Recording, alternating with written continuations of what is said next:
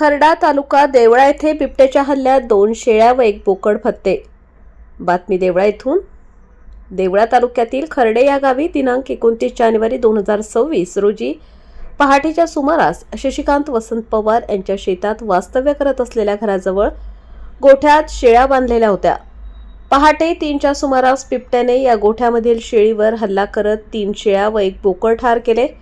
सदर घटनेची माहिती लक्षात येताच शेतकरी शशिकांत पवार यांनी गोठ्याकडे धाव घेतली। तोपर्यंत बिबट्याने 2 शेळ्या व बोकड असा 3 जीवांचा बळी घेतला होता। सदर घटना समजताच फॉरेस्ट विभागाला तात्काळ कळवण्यात आले। फॉरेस्ट विभागाला सदर घटनेची माहिती कळताच घटनास्थळी दाखल झाले। मृत शेळी व बोकड यांचा पंचनामा करण्यात आला। गेल्या 8 दिवसांपूर्वी मेंढपाळाच्या वाड्यावर या बिबट्याने हल्ला केला होता। बिबट्याच्या हल्ल्यात मेंढपाळाचे मोठे नुकसान झाले होते।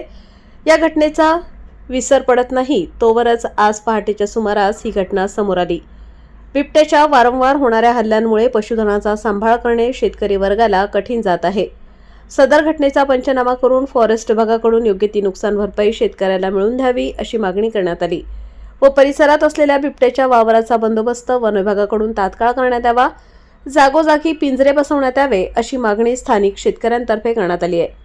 सदर घटनेचा पंचनामा करण्यासाठी गोपाळ साबळे वनरक्षक खर्डे, समाधान सोनवणे वनसेवक, काळू पवार वनसेवक व पोलीस पाटील खर्डे, डॉक्टर गायकवाड, भूषण जाधव उपस्थित होते। वृत्तसंकलन समाधान केदारे, कार्यकारी संपादक देवळा।